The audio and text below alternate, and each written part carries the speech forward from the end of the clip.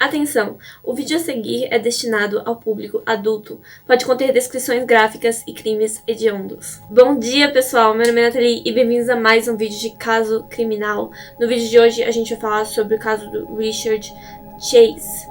Como sempre, eu queria dizer que eu não quero ofender ninguém com as coisas que eu falo nos meus vídeos de caso criminal. Esses vídeos são feitos por motivos educacionais para que esses casos fiquem mais conhecidos e esses assuntos sejam mais discutidos. O vídeo de hoje envolve abuso de animais, mulheres grávidas e doenças mentais. Então, se você tem gatilho com alguma dessas coisas, toma cuidado. Richard Trenton Chase nasceu no dia 23 de maio de 1952. Seus pais eram Richard e Beatrice. Eles viviam na Califórnia, nos Estados Unidos. Os pais dele eram bem severos, mas não dá pra saber com certeza o quão severos eles eram. Existem relatos de que eles brigavam muito com ele, mas o problema real estava no casamento dos pais dele. Eles brigavam muito entre si, tinha muita traição envolvida, não traição de verdade, mas um acusava o outro de traição o tempo todo. Eles viviam dizendo que deviam se separar. O Richard, na infância, ele tinha alguns sintomas que as pessoas dizem que indicam que a pessoa pode crescer e se tornar um criminoso ou um assassino.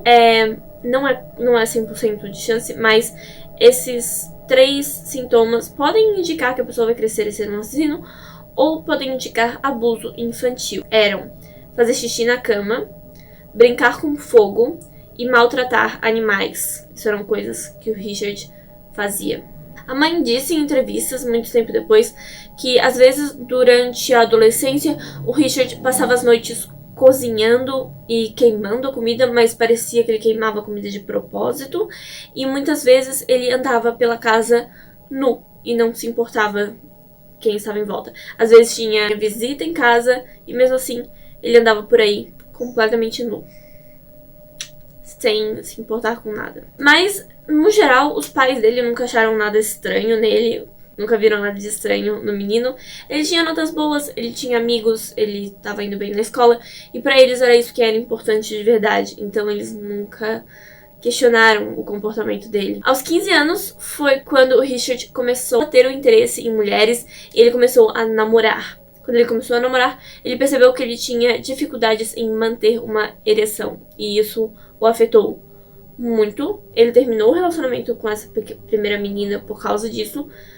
E ele ficou bem mais constrangido depois que ela resolveu contar para vários amigos dele sobre isso.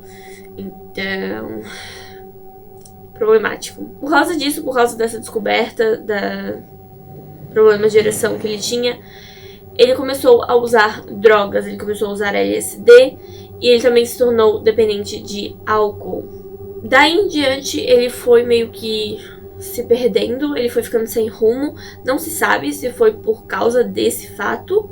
Tipo, esse fato simplesmente afetou muito a autoestima dele, a ponto dele entrar em depressão completamente. Ou se ele já tinha os problemas, já tinha ali os problemas mentais, as doenças mentais antes, e isso só agravou tudo. Ele parou de tomar banho, ele deixou o cabelo e a barba crescer, e foi só usando drogas e não fazendo nada da vida. Em 1965, ele foi preso pelo consumo de maconha, e na mesma época foi quando o pai percebeu que ele estava sem rumo, ele precisava fazer alguma coisa. Ele não queria ver o filho dele, né, sendo preso, jogado por aí, perdido. Eles eram uma família bem tradicional. Em 1968, ele se formou no ensino médio e ele decidiu que faria faculdade. Ele tentou estudar na faculdade durante 3 anos, mas acabou desistindo. Depois disso, ele tentou morar com alguns amigos, mas acabou sendo expulso também por causa do comportamento péssimo e da higiene ruim dele. Ele nunca limpava o espaço dele, ele estava sempre sujo e os colegas de quarto simplesmente não aguentaram. Então ele voltou a morar com os pais. Nessa época, ele parecia estar muito mal. De acordo com a mãe dele, ele não conseguia escrever o próprio nome e ele não tinha atenção, ele não conseguia segurar a atenção numa conversa. Às vezes você estava conversando com ele, ele simplesmente se perdia, não ouvia mais o que você estava falando, parecia viajar assim. Ele estava bem mal. Eles já deviam ter ido no médico nessa época, né, ver o que tinha com ele, mas ninguém ia porque doenças mentais não era uma coisa levada muito a sério. Hoje em dia não é levada muito a sério, então imagina nos anos 60. Sem saber o que fazer, a Beatriz mandou o Richard viver com a avó em Los Angeles. Lá ele conseguiu um emprego na empresa do tio dele. O emprego dele era dirigir um ônibus para crianças com deficiência. E ele foi demitido. Mas, ao contrário do que muita gente pode pensar, né? Algumas pessoas acham que ele ficou agressivo quanto a essas crianças, fez alguma coisa contra as crianças. Mas não. Ele, na verdade, foi demitido porque ele não cuidava do ônibus. O ônibus estava sempre sujo, ele não limpava o ônibus. Por exemplo, tinha dias marcados em que o ônibus devia ser levado para manutenção e botar gasolina, esse tipo de coisa. E o Richard nunca fazia isso. Era a responsabilidade dele e ele não fazia isso. E então foi por isso que ele foi demitido. Não teve nada a ver com as crianças. Ele continuou morando com a avó depois de ser demitido. Ele passou a dormir de dia e sair à noite. A avó não sabia o que ele fazia, ela só deu um quarto e comida pra ele. E foi isso. Em 1973, os pais dele se divorciaram. Não se sabe se isso afetou a saúde mental dele de verdade, mas pareceu que juntou junto com todas as coisas, os traumas que ele já tinha e piorou as coisas, né? Mas ele não morava com os pais na época. No mesmo ano, em uma festa, o Richard foi pego molestando uma garota e quando ele foi confrontado por outros rapazes, uma arma caiu do seu bolso e aí ele foi preso nesse dia. Ele passou a noite na cadeia. Com o tempo, ele foi ficando cada vez mais sujo, perdido. Ele falava sozinho, ele não parecia não ter rumo, assim, completamente desconectado da realidade e acreditava estar sempre doente. E isso é uma coisa que ele vai manter até o momento em que ele vai cometer os crimes que a gente vai falar sobre. Ele era muito hipocondríaco, muito. Ele literalmente via nele mesmo sintomas que não estavam lá. Uma coisa é você sentir dor e pesquisar e pensar que você está doente. Outra coisa é você ver fisicamente sintomas em você que não são reais. O que ele via e dizia sentir? Muitas vezes ele ficava de cabeça para baixo, porque ele dizia que não tinha sangue suficiente no cérebro, então ele tinha que ficar de cabeça para baixo pro sangue ir pro cérebro dele. Ele dizia que sentia dores fortes no coração, e era como se... Em algum momento eu ouvi, eu não lembro se foi... Eu acho que foi só em um lugar, então não dá pra ter certeza se é verdade ou não, mas eu vi em algum lugar que ele achava que alguém ia roubar o coração dele e ele sentia dores no peito. Ele também grudava laranjas ao corpo com fita adesiva pra pele absorver a vitamina C. E ele acreditava que os ossos do crânio dele estavam se movendo. E às vezes ele ficava se olhando no espelho pra ver que partes da cabeça dele estavam se movendo. E aí ele voltou a morar com a mãe. O pai dele, nos anos 70, o pai dele acreditava que ele só estava assim porque ele não tinha tomado jeito. Ele precisava se casar, trabalhar, e isso ia fazer eles ficar melhor, ia fazer eles se sentir melhor. Um dia, então, o Richard falou que estava doente, finalmente. Ele precisou dizer para os pais que estava doente para os pais levarem ele ao hospital. Ele pediu para a mãe levar ele até um hospital, e no hospital o médico disse que ele tinha esquizofrenia paranoica crônica. Mas também disse que algumas das ilusões que ele tinha podiam ser pelo constante consumo de drogas, né? Ele já consumia drogas há muito tempo. Ele ainda era alcoólatra. Então, isso também podia ter criado algumas das ilusões que ele estava tendo. Mas ele tinha esquizofrenia. Ele começou então a tomar remédios prescritos e parecia estar melhorando muito. Ele ganhou peso com o tempo e durante alguns anos ele foi se acalmando, essas coisas foi se acalmando, mas né, ele ainda não conseguia um emprego, ele ainda não estava 100%, mas os remédios estavam fazendo ele melhorar muito. Porém, em 1976, aos 26 anos, ele voltou a acreditar que estava doente e que precisava de mais sangue. Muita gente associa essa coisa do sangue e de ficar de cabeça para baixo porque não tem sangue suficiente no cérebro com a coisa ali do problema em manter uma ereção. Algumas pessoas acham que ele associava a manter uma ereção com problemas de circulação do sangue. E talvez ele estivesse achando que não tinha sangue suficiente no corpo dele ou que o sangue não viajava corretamente no corpo dele e ele sentia que precisava de mais sangue. O que ele começou a fazer em 1976? Ele comprava coelhos de um vendedor de animais local. E ele bebia o sangue desses coelhos e comia a carne crua. A família perguntou pra ele o que ele estava fazendo com esses coelhos, por que ele comprava tantos coelhos, os coelhos simplesmente desapareciam. E ele falou que estava comendo os coelhos. Só que uma pessoa, né, como eu e você, quando você ouve alguém dizer eu tô comendo os coelhos, você pensa que ele tá cozinhando ou fazendo churrasco com os coelhos, que já é uma coisa estranha no Brasil. Mas em alguns países é normal, eles caçam coelhos e comem. Então não pareceu tão estranho pros pais dele. Mas a verdade é que ele estava bebendo sangue e comendo a carne crua. Meses depois, ficou pior, porque ele começou a injetar o sangue desses coelhos nas próprias veias. Ficou muito doente por isso, e aí o pai foi obrigado a levar ele ao hospital novamente. Mais uma vez ele foi diagnosticado com esquizofrenia e ele foi obrigado a ficar em uma clínica psiquiátrica. Porém, nessa clínica ele não respondia a ninguém, ele se recusava a fazer parte do tratamento, ele não queria participar de nada, então ele foi levado para outra clínica, e nessa outra clínica ele melhorou um pouco, ele até estava um pouco mais... e ele se comunicava melhor.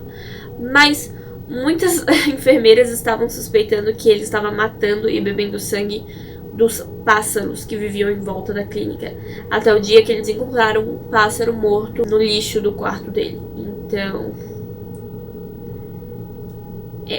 ele estava matando os animais em volta da clínica. Em setembro de 1976, ele foi liberado da clínica por algum motivo, não sabe bem o porquê. Algumas pessoas acham que talvez a família dele mesmo tenha decidido tirar ele da clínica. E os pais dele decidiram que ele podia viver sozinho, que ele podia ser livre e que era disso que ele precisava, era isso que ia fazer ele melhorar. Liberdade, né? Um pouquinho de independência, ia fazer bem pra ele. Então eles resolveram dar um apartamento pro Richard. E um tempo depois, percebendo que os remédios deixavam ele um pouco calmo demais, tipo, os remédios que ele tomava ajudavam ele a se controlar, ajudavam ele a não ter esses pensamentos, mas deixavam ele um pouco zonzo. A mãe dele disse que ele parecia um zumbi. Então ela mesma decidiu que ele não precisava mais tomar esses remédios. Então ela começou a tirar os remédios dele aos poucos.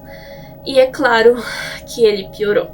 O Richard se mudou e começou a assustar os seus vizinhos. Ele aparecia na casa das pessoas sem avisar. Isso é uma coisa que ele fez, é o que ele vai continuar fazendo até o momento dos crimes. Ele nunca entrava numa casa se a casa estivesse toda fechada e toda trancada.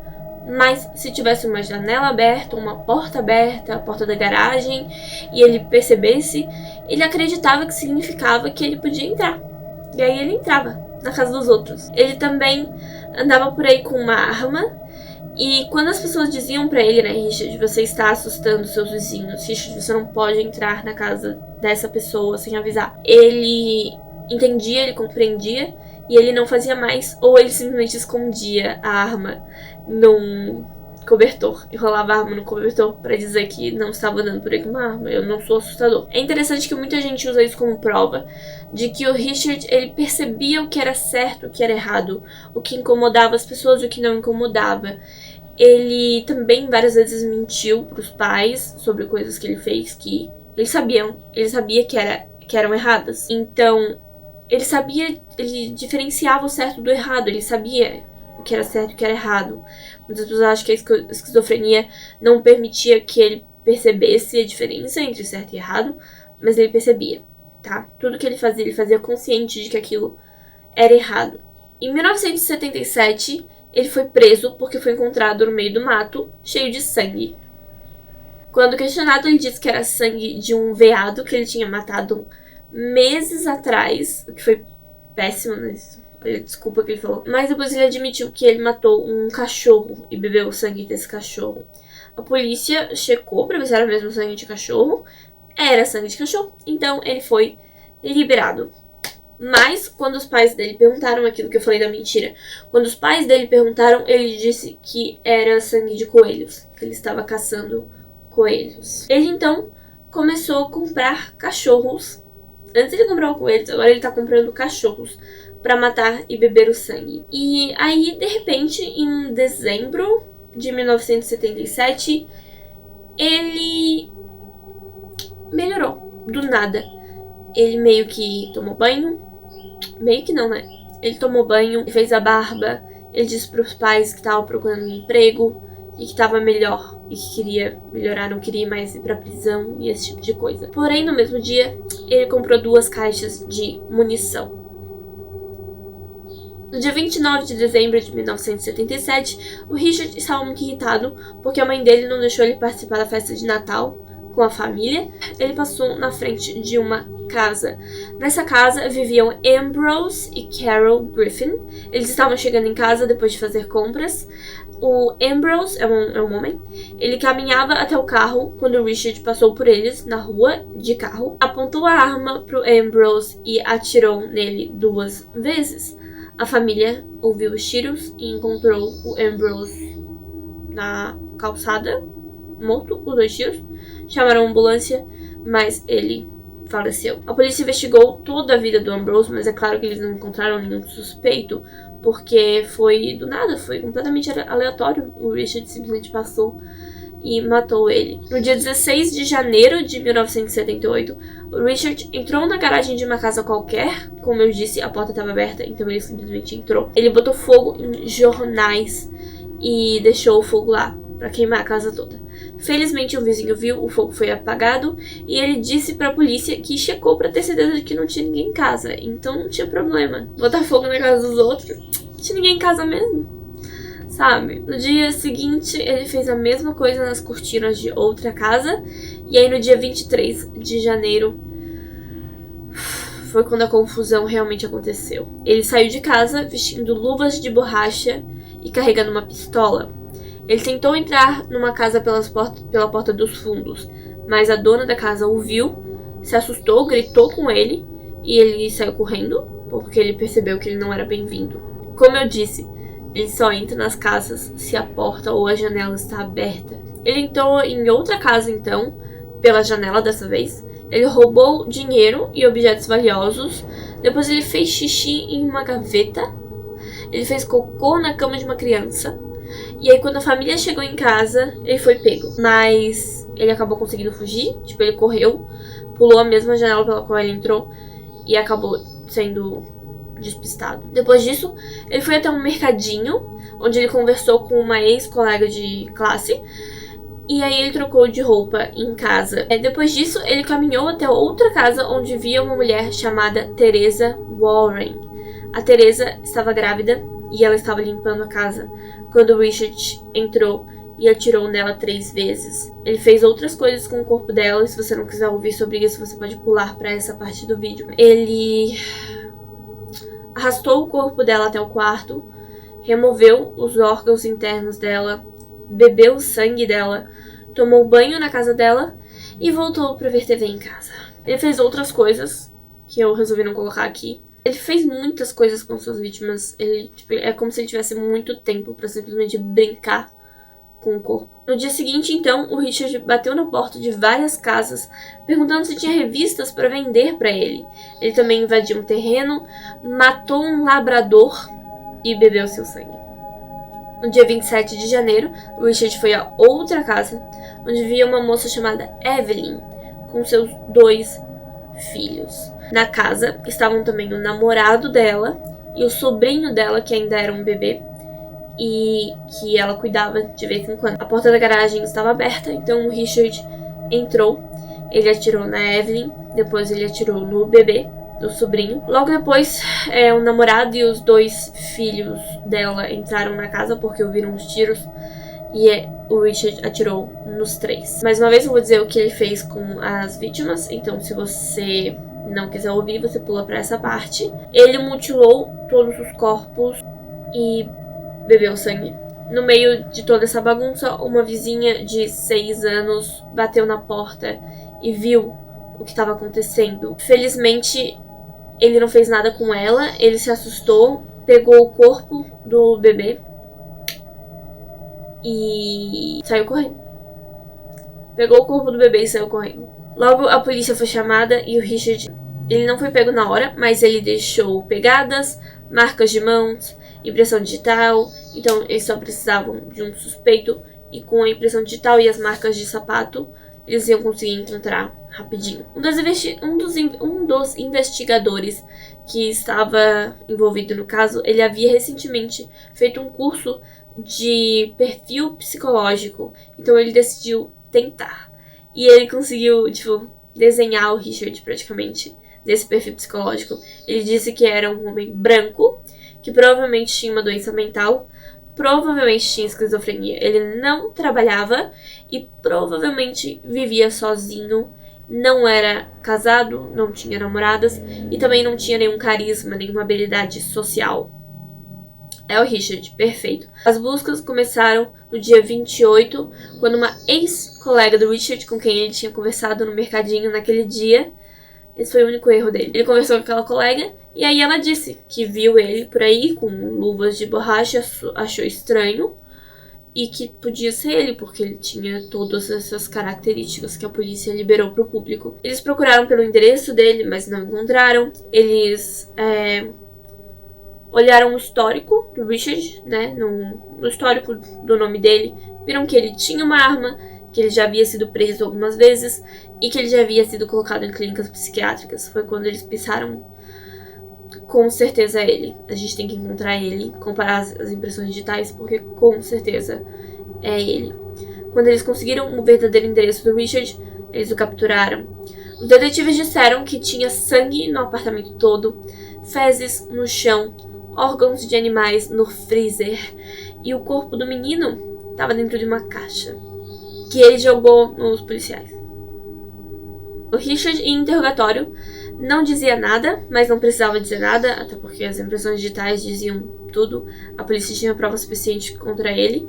O julgamento foi enorme, foi um caso bem intenso, principalmente quando as pessoas descobriram que ele bebeu sangue das vítimas. A única maneira dele não pegar a pena de morte foi convencendo o júri de que ele era insano, né, e de que ele não tinha capacidade de perceber o que era certo e o que era errado. Como eu disse, ele tinha total capacidade de compreender o certo e o errado.